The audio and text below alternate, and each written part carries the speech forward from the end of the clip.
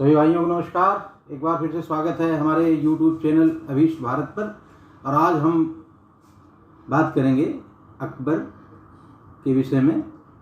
पिछली वीडियो में हमने बताया था कि अकबर के जो महान कार्य हैं, महान सुधार कार्य उस पर हमने देखा था। उसके सुलह कुल, उसके जो दीन इलाही चलाया, उसने जो मजहर की घोषणा की, या उसने जो जजिया या दास प्रथा तीर्थ यात्रा कर जो ख़त्म किए, उस विषय में हमने बड़े विस्तार से समझा है। और हमने देख लिया है कि अकबर महान था या शैतान। इसी की दूसरी कड़ी में हम आज देखेंगे अकबर की विस्तारवादी नीति। जो बादशाह अकबर, जो महान अकबर, जिसको वामपंथी और सत्ता के पक्ष वाले इतिहासकार, जिनसे इतिहास लिखवा कर कई पीढ़ियों से हमें परोसा जा रहा है, पढ़ाया जा रहा है, अकबर द ग्रेट, उसकी महानता के विषय में कुछ चीज़ें हमें जानना जरूरी है कि इतना बड़ा साम्राज्य कैसे खड़ा किया और उसके पीछे क्या तरीका अपनाया गया। तो उस क्रम में 1556 से 1560 तक, जब तक बैरम खां जिंदा रहे, जब उसको बैरम खां काल कह सकते हैं, उसके बाद अकबर जो है, बैरम खां की मृत्यु के बाद पेटीकोट या पर्दा शासन का प्रादुर्भाव होता है, जिसमें हरम का बहुत ज़्यादा इंटरफेरेंस था। उसकी चर्चा भी हो चुकी है। और इस तरह से 1662 तक पर्दा प्रथा भी खत्म हो गया। लेकिन इस बीच की कुछ घटनाक्रम हम देखेंगे। जैसे कि अकबर को अगर जानना है, समझना है, तो उसके व्यक्तित्व को भी जानना चाहिए। अकबर क्या था, किस तरह का शासक था, उसकी विचारधारा, उसकी बौद्धिकता, उसकी नैतिकता। बौद्धिकता का तो ये है कि अकबर अनपढ़ शासक था, अशिक्षित था। ये सत्य है, सारे इतिहासकार मानते हैं, इस पर कोई विवाद नहीं है। इस विषय पर इसलिए हम बात कर रहे हैं कि हमें बिना अकबर के व्यक्तित्व को समझे अकबर महान है या शैतान, ये निर्धारित कर पाना बहुत मुश्किल है। या उसकी विस्तारवादी नीति के पीछे क्या सही पूरे भारतवर्ष को एक साम्राज्य बनाने की भावना थी या कुछ और। तो उन पहलुओं को समझने के लिए कुछ चीज़ें हमें बतानी पड़ रही हैं, जिसको हमें ध्यान रखना पड़ेगा। बैरम खां हुमायूं के मित्र थे और हुमायूं के साथ सभी युद्धों में अद्भुत योद्धा रहे होंगे। उन्होंने ही पानीपत के द्वितीय युद्ध में जीत दिलाई मुगलों को। लेकिन बाद में उनकी हत्या करके अकबर ने उनकी पत्नी से विवाह कर लिया। 61 की बात है। 1561 में अकबर ने बैरम खां की पत्नी, जो कि उनकी माँ की उम्र की रही होंगी लगभग, उनसे विवाह कर लिया और उनके बेटे को अपने दरबार में रख लिया। जैसे हमने बताया था कि बाबर के बारे में हमें बहुत धीरे से बता दिया जाता है कि उसके 4 बेटे थे, 1 बेटी थी। लेकिन हमने उसी एपिसोड में बताया है कि बाबर की 20 बच्चे थे और 11 रानियां थीं। इसी तरह से अकबर के बारे में अबुल फजल, जो आईने अकबरी है अबुल फजल की अकबरनामा, उसमें बड़े स्पष्ट शब्दों में अबुल फजल ने लिखा है कि अकबर की हरम में 5000 महिलाएं रहती थीं। 5000 महिलाएं अकबर अपने हरम में रखता था। और ये 36 बीवियां जो उसकी हैं, ऑफिशियल बीवियां जिनसे शादी किया था, वो 36 संख्या है उनकी। 36 बीवियों के अलावा 5000 से ज़्यादा की संख्या थी उसके हरम में उन महिलाओं की, जिसको वो लूट कर ले आया था, जिसको वो अपने हरम में रख लेता था। और ये परंपरा इस्लाम की अकबर द्वारा डाली गई परंपरा नहीं है। ये प्राचीन काल से, इस्लाम के उद्भव के साथ ही स्त्रियों को, बच्चों को माले गनीमत समझने की परंपरा कुरान से प्रचलित है। युद्ध में लूटे गए हाथी, घोड़े, सोने चांदी, हीरे जवाहरात के साथ साथ महिलाएं, बच्चे, ये सब माले गनीमत होता है। और इनका बंटवारा पूरा कुरान में पूरा विस्तार से दिया गया है कि कैसे कैसे कि इतना जो है एक पार्ट उसका जो है खलीफा को जाएगा और 1/3 खलीफा को, बाकी सैनिकों में बांटा जाएगा। इस टाइप से पूरी व्यवस्था है उसकी। जब कोई हिंदू राजा युद्ध हार जाता था, उसके पूरे उसके जो राज्य में महिलाएं होती थी सबको उठाकर ये ले आते थे। और इस तरह से इतने कामुक और इतने अय्यास किस्म के ये लोग हुआ करते थे, ये बादशाह, कि अबुल फजल ही बताता है कि ये मीना बाजार लगवाया करता था दिल्ली में, और उसमें जो भी लड़की सुंदर लगती थी या पसंद आती थी वो उसके सिपाही उठाकर ज़बरदस्ती लेके आते थे अकबर के पास, अकबर के हरम में रख दिया जाता था। आप पूरे मुगल काल में देखेंगे कि किसी भी मुगल राजकुमारी का विवाह नहीं होता है, किसी भी अकबर की किसी न बुआ का विवाह हुआ, न बेटियों का विवाह हुआ, न बहनों का विवाह हुआ। ये इतने कैरेक्टर के घिरे हुए लोग थे। शाहजहां ने तो अपनी सगी बहन को रख लिया था। शाहजहां जब पहुंचेंगे तब बात होगी उस पर। अकबर ने भी अपनी एक बहन रखा था और उसका शादी नहीं होने दिया। ये मैं अपने मन से कोई इतिहास नहीं बना रहा हूँ, ये उन्हीं इतिहासों से ली गई चीज़ें हैं जो जिस पर इतिहासकार ये सिद्ध करने की कोशिश करते हैं कि अकबर बहुत महान था। अब हम आते हैं अकबर की विस्तारवादी नीति पर। तो अकबर ने सबसे पहला जो आक्रमण किया वो है मालवा, 1561 में। कहते हैं कि किसी ने अकबर को ये बताया कि वहाँ पे एक बहुत सुंदर राजा की स्त्री है। वहाँ के राजा थे बाज बहादुर और उनकी पत्नी रानी रूपमती। तो रानी रूपमती गायिका नृत्यांगना थी और बाज बहादुर भी गायक था और संगीत में प्रेम करता था। तो रानी रूपमती के सौंदर्य की चर्चा जब किसी ने किया तो अकबर ने वहाँ पे अधम खां, जो महामनगा का लड़का है अधम खां, उसको भेजा कि तुम मालवा जा और रूपमती को मेरे लिए ले आ और उसको अपने राज्य में मिलाओ, जो भी आदेश दिया हो। लेकिन मेन मालवा पर आक्रमण करने का मेन कारण रानी रूपमती हैं, जो अबुल फजल अपने आईने अकबरी में कई जगह जिक्र करते हैं कि एक महिला के चक्कर में खून की नदियां बहा दिया उस आदमी ने। रानी रूपमती को पाने के लिए अकबर ने अधम खां को मालवा भेजा। अधम खां ने सारंगपुर नामक स्थान पर युद्ध हुआ। मालवा का युद्ध सारंगपुर के पास में हुआ और वहाँ पे अधम खां जीता। और वहाँ पे कहते हैं कि बाज बहादुर ने आदेश तो दिया था कि सारी हरम की महिलाओं की हत्या कर दी जाए, नहीं तो ये इतना क्रूर है कि ये उठा ले जाएगा और इनकी अस्मिता के साथ खेलेगा। लेकिन जब इतना तेज आक्रमण था कि संभवतः ये काम पूरा नहीं हो पाया, एक सैनिक ने आक्रमण किया था रानी रूपमती पर। रानी रूपमती को चोट भी आई थी काफ़ी, लेकिन मरी नहीं, उनका इलाज चलने लगा। अकबर को जब ये सूचना मिली कि अधम खां ने इस तरह से कर दिया है कि सारी हरम की महिलाओं को अपने पास रख लिया, तो वो भागते हुए वहाँ से आया और सारंगपुर पहुँचा। सारंगपुर में उससे अधम खां से उसकी लड़ाई भी हुई, मतलब ऐसी लड़ाई कोई तलवार वाली नहीं, सामान्य लड़ाई, बातचीत में चर्चा भी हुई, जिसका जिक्र कई समकालीन लेखक और इतिहासकार की किताबों में मिल जाएगा।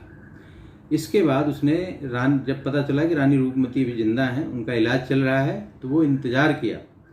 इस बीच में अबुल फजल तो ये भी कहते हैं कि अकबर की माँ भी जब सुनी कि ये भाग गया, वहाँ चला गया है, तो उसके पीछे पीछे वो भी आ गई वहाँ पे कि पता नहीं क्या संकट आ जाए। फाइनली रानी रूपमती का इलाज चल ही रहा था, जब वो स्वस्थ होने लगी तो उनको पता चला कि वो कैद में हैं। अकबर की सेना हरा चुकी है मालवा को और उसका जो शासक हैं भाग गए हैं सारे या मारे गए हैं। तो रानी रूपमती ने अपना हीरे की अंगूठी को मुंह में डालकर आत्महत्या कर ली। इस्लाम के हिसाब से देखा जाए तो जब तक पति मरता नहीं है तब तक उसकी विधवा से विवाह करना ये हराम है। लेकिन राजपूत योद्धा अगर हार गया या उसकी पत्नी अगर कहीं मिल गई तो उसको उठा लेना, उसको हरम में रख लेना, उससे विवाह कर लेना, ये हलाल है, ये मान्य है इस्लाम में। बस इस्लाम अगर स्वीकार करने वाला कोई व्यक्ति है, जैसे बाज बहादुर इस्लाम मानने वाला आदमी था, अफगान था, उसका मरना जरूरी था रूपमती को पाने के लिए, इसलिए आक्रमण किया था। नहीं तो बाज बहादुर जैसा शासक, अबुल फजल भी लिखता है कि बाज बहादुर जैसा शासक एक पत्र भेज देता कि आप स्वाधीनता स्वीकार कर लो, वो कर लेता। वो तो राजपाट से बहुत दूर था, वो तो गोंडवाना में रानी दुर्गावती थी, उनसे भी हारा था। उसके बाद से वो संगीत और नृत्य में पड़ा रहता था, तो उससे बहुत मतलब नहीं था, बहुत कमजोर शासक था। लेकिन उस अकबर का उद्देश्य मालवा जीतना नहीं था, बल्कि रानी रूपमती को पाना था। इतना कामुक, इतना भ्रष्ट और इस मानसिकता के हैं द ग्रेट अकबर। इसके बाद 1964 में गोंडवाना का युद्ध हुआ, जो महोबा के पास का क्षेत्र है, जिसमें चंदेल छत्राणी रानी दुर्गावती अपने पुत्र वीर नारायण के नेतृत्व में, वो अल्पवयस्क थे, तो सारा कार्यभार रानी दुर्गावती संभाल रही थी। इन पर आक्रमण किया, जबकि इनसे कोई उसका मतलब नहीं था। ये सिर्फ वही कि स्त्रियों को उठाना, लूट मार करना, ये ऐसा नहीं है कि ये पुरानी परंपरा का ही निर्वहन कर रहे हैं अकबर। आपको बताता चलूं कि 10,000 वर्षों के भारतवर्ष के इतिहास में कभी भी ऐसा नहीं हुआ था कि कोई राजा बिना सूचना के, बिना किसी कारण के, सिर्फ लूट मार करने और स्त्रियों को लूटने के लिए आक्रमण करे और इस क्रूरता के साथ ऐसे आक्रमणों को अंजाम दे।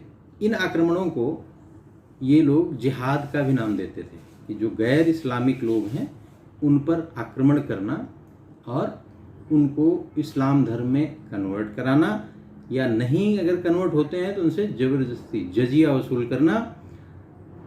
क्योंकि ये पूरी पृथ्वी तो अल्लाह की है, अल्लाह ने पृथ्वी बनाई है, तो इस पे शासन तो इस्लाम का ही कोई आदमी करेगा। और इस विचारधारा को, इस आइडियोलॉजी को मानने वाला इस्लाम शासक अकबर इससे अछूता नहीं रह सकता। आपको मैंने बाबर के बारे में बताया है कि बाबर ने जब राणा सांगा से खानवा का युद्ध लड़ा तो जिहाद की घोषणा की थी और कत्लेआम किया था, और वहाँ पे जौहर भी हुआ था। जिहाद मतलब धर्म युद्ध, हिंदुओं के विरुद्ध जब ये युद्ध करते हैं। राजपूत कहना गलत है, राजपूत तो ये वामपंथी इतिहासकार, और इन लोगों ने जबरदस्ती राजपूत को अलग खड़ा कर दिया भारतीय जनमानस से, भारतीय लोगों से, भारत के और जातियों से। क्योंकि जब इनका धर्म युद्ध होता है, जिहाद होता है, इस्लामीकरण होता है किसी क्षेत्र का, तो उसमें ये नहीं देखा जाता कि वो राजपूत है, ब्राह्मण है, शूद्र है या वैश्य है।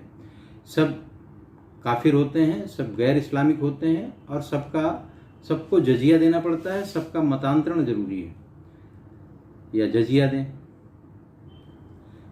इस परिप्रेक्ष्य में अकबर का दूसरा आक्रमण होता है गोंडवाना पर। 1564 में जिहाद की घोषणा करते हुए आक्रमण किया। रानी दुर्गावती अपने अल्पवयस्क पुत्र के साथ युद्ध करती रहीं, और जब उन्होंने देखा कि मुगल उन्हें मार नहीं रहे हैं, उनकी हत्या नहीं कर रहे हैं, उन पे इस तरह से अटैक नहीं कर रहे हैं कि वो मर जाएं, तो उनको समझ में आ जाएगा कि जिंदा पकड़ के हरम में ले जाएंगे ये। और उन्होंने इस नापाक, इस म्लेच्छ के पास आने से अच्छा अपने जीवन की आहुति दे देना अच्छा समझा, और उन्होंने खंजर अपने हृदय में भोंक कर और वीर गति को प्राप्त हुई, लेकिन म्लेच्छ के हरम में जाने से मना कर दिया। इस परिप्रेक्ष्य में हम आते हैं राजपूताना क्षेत्र पर। राजपूताना का इतिहास परिप्रेक्ष्य में कुछ चीज़ें हमें जाननी पड़ेंगी। अकबर के पास तोपखाना था। आप देखे होंगे कि बाबर ने पानीपत का प्रथम युद्ध भी तोपखाने के बल पर ही जीता था। आमेर जो जयपुर है, आमेर के राजा, जो आमेर में कछवाहा राजा थे भारमल। भारमल जब राज्याभिषेक हुआ अकबर का 1556 में, तो उसके तुरंत बाद गए थे अकबर से दरबार में मिले। वहाँ पे बताते हैं कि एक हाथी पागल हो गई थी, तो सारे अफरा तफरी मच गई, सारे भागने लगे इधर से उधर, लेकिन राजपूत वहाँ डटे रहे, हिले नहीं अपनी जगह से। तो अकबर इससे बड़ा प्रभावित हुआ। 13 साल का अकबर इतना प्रभावित हुआ। ये एक कहानियाँ ऐसे ही बताई जाती हैं। राजपूत तो योद्धा थे, वीर थे। राजपूत के बारे में इस तरह की कहानियाँ बता के और उसके बाद जो शुरू किया जाता है प्रपंच, वो समझने की हमें बहुत ज़रूरत है। अगर हम आमेर के बारे में बात करें तो आमेर जो जयपुर के पास वाला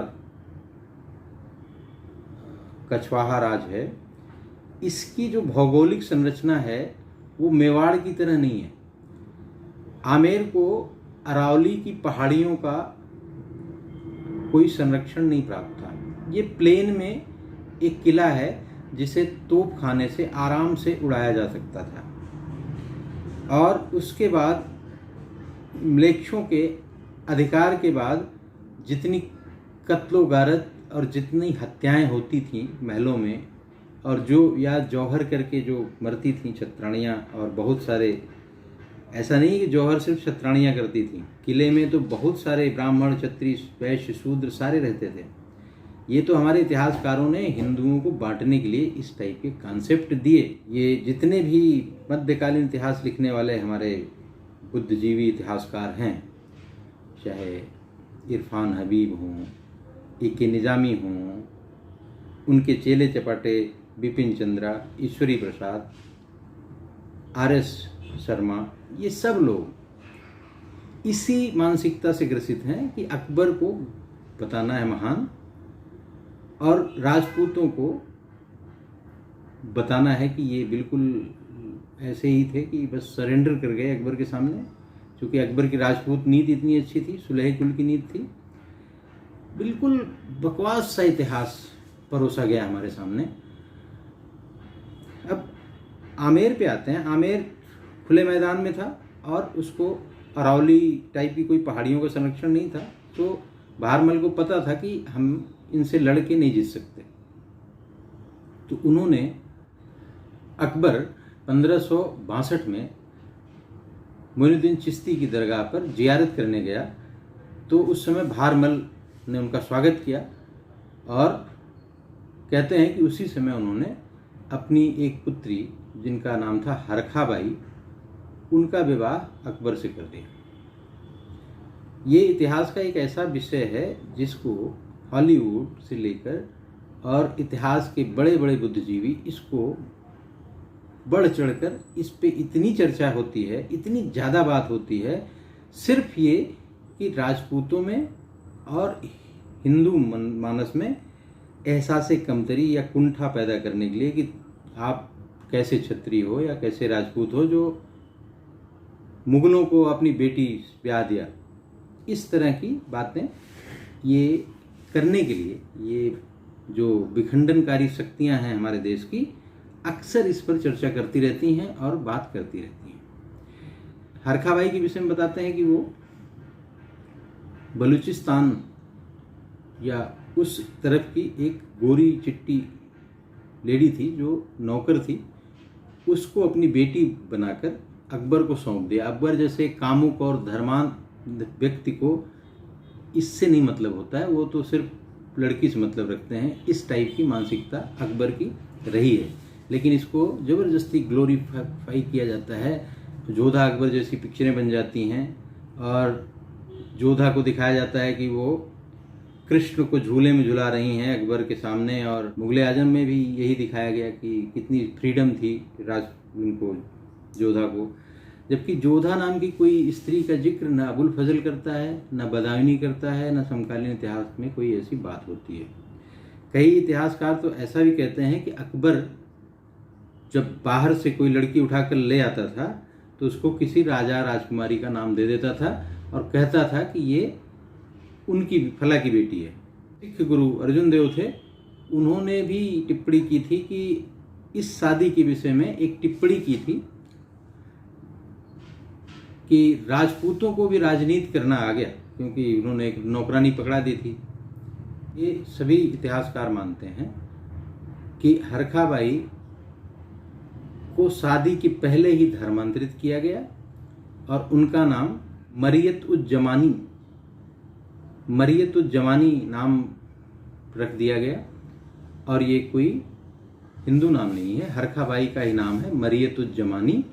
और इनका मकबरा भी बिल्कुल फतेहपुर सीकरी में अकबर के मकबरे के बिल्कुल बगल में है, मरियत उज जमानी का मकबरा। आमेर के राजपूतों का एक बहुत बड़ा योगदान इन इस्लामिक कट्टरपंथियों से बचाने में भारतवर्ष को रहा है। और इनके समय राजा भारमल के लड़के भगवान दास के बेटे मान सिंह, ये सब बड़े बड़े मनसबदार रहे। और मुग़ल साम्राज्य जिसको कहते हैं मुगलिया सल्तनत, अकबर को कंट्रोल करने में, मुगलिया सल्तनत को कंट्रोल करने में या अकबर को कंट्रोल करने में इस परिवार की, इस रजवाड़े की बहुत बड़ी भूमिका रही है। जब अकबर ने कहा कि नौरोज़ का त्यौहार मनाया जाएगा, सारी हिंदू राजा महाराजा जितने भी उसके लोग हैं सबके परिवार, उनके बच्चे, उनकी बीवी आएंगी, तो यही आमेर के राजपूतों ने विरोध किया और मना कर दिया अपने परिवार को यहाँ ले आने से। ये आमेर के राजपूत ही थे जिन्होंने इतने सालों तक अकबर के साथ रहे, अकबर के दरबार में रहे, तिलक और तलवार लेकर रहे और अपने धर्म की रक्षा करते हुए पूरे हिंदू समाज और राजपूताना की रक्षा में इनका बहुत बड़ा योगदान रहा है। इसके बाद हम अब आते हैं मेवाड़, राणाओं की भूमि मेवाड़, उसका पारंपरिक इतिहास, बप्पा रावल, राणा कुंभा,